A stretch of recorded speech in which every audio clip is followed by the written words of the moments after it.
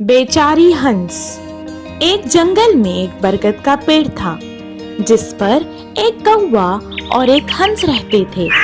कौवा बहुत मक्कार और चालाक था और हंस बहुत अच्छी और नरम दिल की थी। वह दोनों एक ही पेड़ पर रहते थे पर अलग अलग डालियों पर रहते थे। इसी कारण वो दोनों अच्छे दोस्त और पड़ोसी थे। एक दिन जंगल में एक शिकारी शिकार करने आया। वो सारा दिन जंगल में इधर उधर भटकता रहा पर उसे कुछ शिकार को नहीं मिला। जब नाउम्मीद होकर वो घर वापस जाने लगा तभी उसकी नजर बरगद के पेड़ पर पड़ी। थका हुआ होने के कारण वह बरगद के पेड़ के नीचे थोड़ी देर आराम करने बैठ गया। थकावट की वजह से कुछ ही देर में वो सो गया। उस दिन बहुत तेज धूप होने के कारण हवा नहीं चल रही थी और गर्मी से वो बेचैन होने लगा। जब हंस ने ये देखा तो वो नीचे आई और अपने पंखों से उसे हवा करने लगी। ये सब देखकर मक्कार कौवा भी वहाँ आ गया और जोर जोर से हंसकर कहने लगा, तुम पागल हो गई हो क्या? तुम्हें पता भी है तुम क्या कर रही हो? वो एक शिकारी है, जैसे ही वो उठेगा वो तुम्हें मार देगा।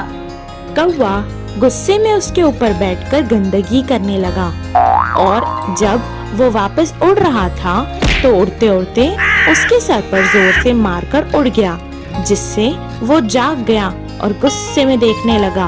पर कौवा वहाँ से 9-2-11 हो गया था। बेचारी हंस वहीं पर बैठी थी। जैसे ही शिकारी की नजर हंस पर पड़ी वो सोचने लगा कि ये सब हंस की शैतानी ही है। गुस्से में हंस का शिकार करने के लिए उसके ऊपर तीर चलाने लगा। तीर लगते ही हंस बेचारी मर गई। मरी हुई हंस को लेकर वो वापस अपने घर चला गया। इस कहानी से हमें ये शिक्षा मिलती है कि मक्कार लोगों से बचकर रहना चाहिए। अच्छा तोता और चोर तोता। एक जंगल में नदी के किनारे एक बरगद का पेड़ था। उस पेड़ पे 2 तोते रहते थे। वे पूरे दिन भोजन के लिए जंगल में घूमते थे।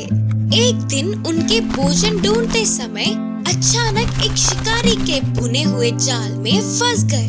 उसके बाद उन तोतों को शिकारी ने एक को साधु को दिया तो दूसरे को चोर के हाथों में सौंपा। वह साधु ने उसे अच्छा तोता करके नाम दिया। नदी के किनारे के आश्रम में ही उसे पालते हुए उसे अच्छे सीख और स्वभाव सिखाने लगे। वह चोर ने अपने तोते को चोर तोता करके नाम दिया। उसे पिंजरे में कैद करके देखभाल करता था।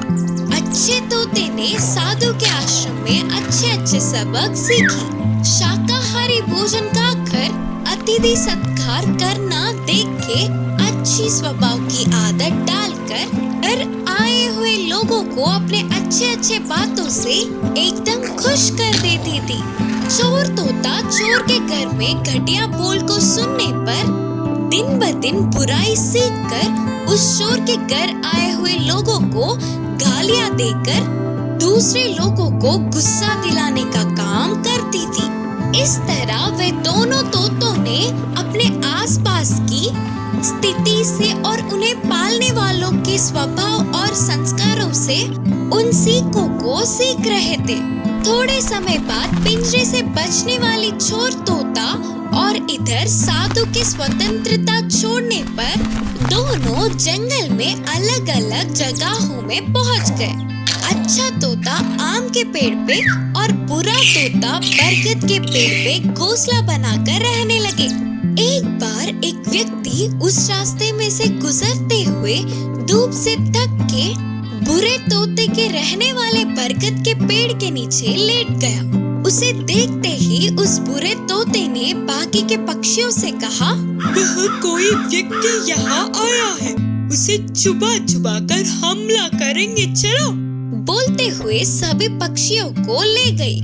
इससे वह व्यक्ति उनकी हलचल को पहचान कर डर के उधर से भाग गया। उसके बाद अच्छे तोते के रहने वाले आम के पेड़ के पास आया। उस व्यक्ति को देख अच्छे तोते ने बाकी के पक्षियों से कहा, कोई व्यक्ति धूप के कारण थक के आराम करने के लिए हमारे पेड़ फलों को ले जाकर उन्हें भोजन के रूप में देंगे।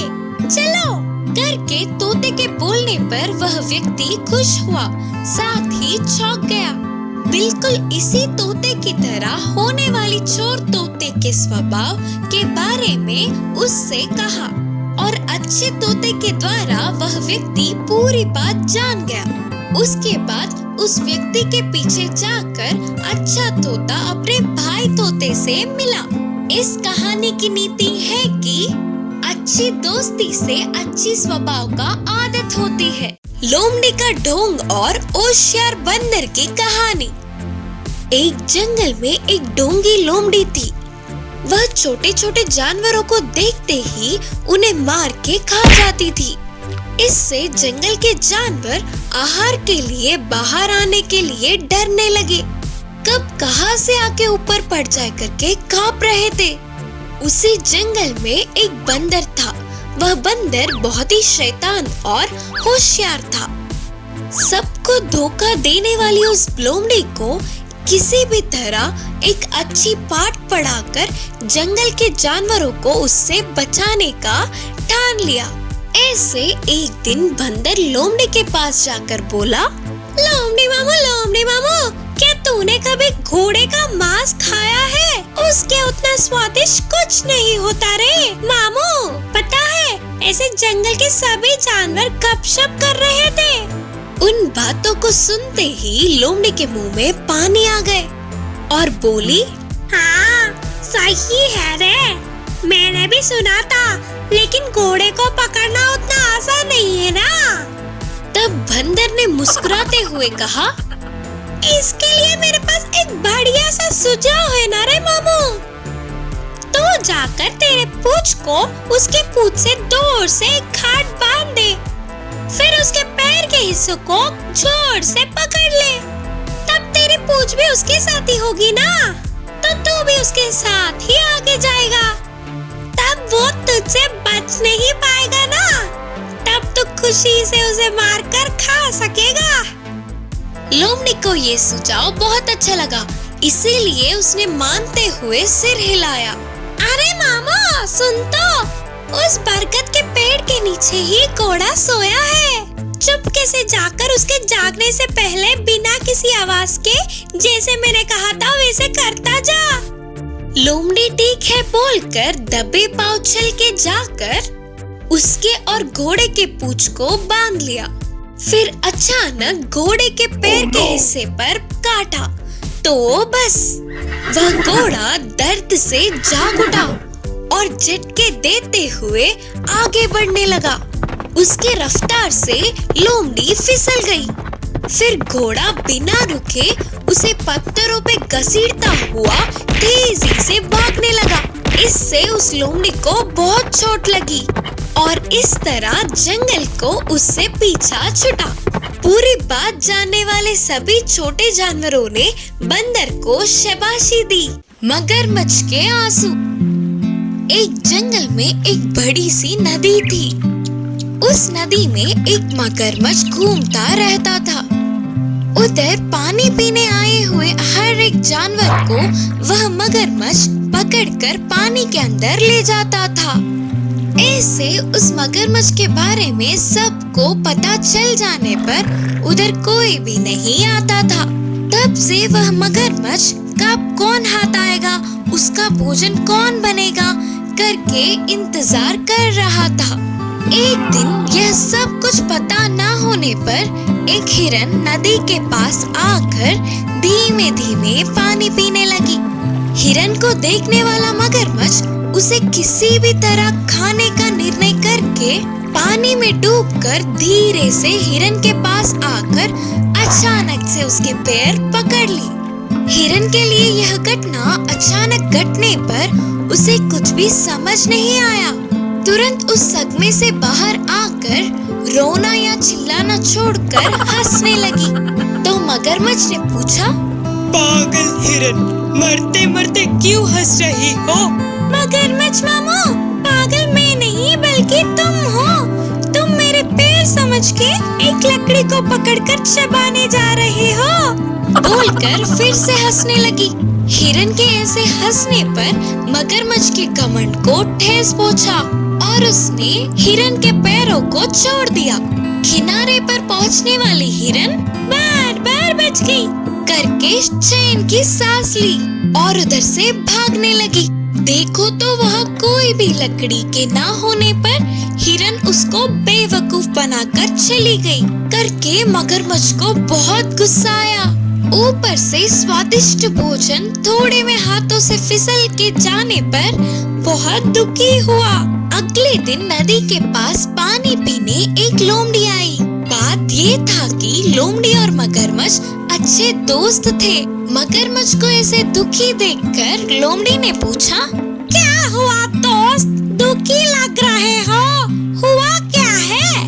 हिरन ने उसे बेवकूफ बनाकर कैसे बच के निकल गई करके पूरी बात बताकर मगरमच्छ ने आंसू बहाए। अरे नहीं, ऐसा हुआ क्या? तब तो दुख होगा ना, लेकिन तुम ये भूल गए कि मैं हूँ तुम्हारा दोस्त। अभी जाकर उस हिरन को बातों में फंसाकर इधर ले आऊंगा, बोला लोमड़ी। फिर हिरन के आने पर मगरमच्छ को क्या करना है यह सब उसकी खान में उपाय बताकर लोमड़ी चल पड़ी। आखिर में लोमड़ी ने एक जगह पर हिरन को पकड़ ही लिया। हिरन दोस्त, लगता है किसी चीज के लिए ढूंढ रही हो। मैंने कच्ची घास को बहुत खा लिया, ऊपर से इस धूप से बहुत प्यास लग रही है। कहीं तो भी पीने के लिए पानी दिखेंगे तो अच्छा होता करके ढूंढ रही हूँ। हमारे पास में ही पीने के पानी का नदी है ना? ना बाबा ना, उस नदी में मगरमच्छ है। हाँ, तुमने सही कहा, लेकिन वो तो कल की बात थी। आज वह मगरमच्छ मरा पड़ा है। मैं सुबह ही नदी के पास गई थी और देखा कि वो मरा पड़ा था, तो बिंदास पानी भी पिया। तुम्हारी बात को मैं मान नहीं पा रही हूँ, तो फिर चलो तुम अपने आंखों से स्वयं देखकर पानी भी पी लेना, बोलकर लोमड़ी अपने साथ हिरन को ले गई। हिरन ने दूर से ही देखा कि मगरमच्छ मरा पड़ा था। फिर से पक्का करने के लिए और नजदीक गई तो उसमें कोई भी हलचल नहीं थी।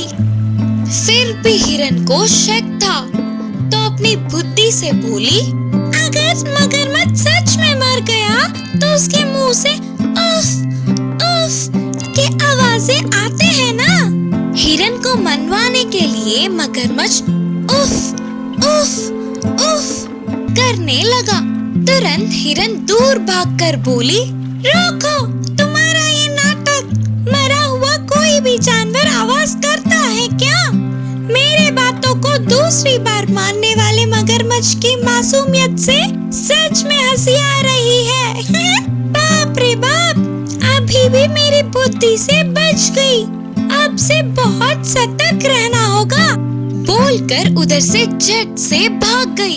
इससे मगरमच्छ और लोमड़ी एक दूसरे को देखते रह गए। इस कहानी की शिक्षा है कि उस हिरन की तरह हम भी अपने बुद्धि से काम लेंगे तो कितनी भी बड़ी मुसीबत से बाहर निकल सकते हैं।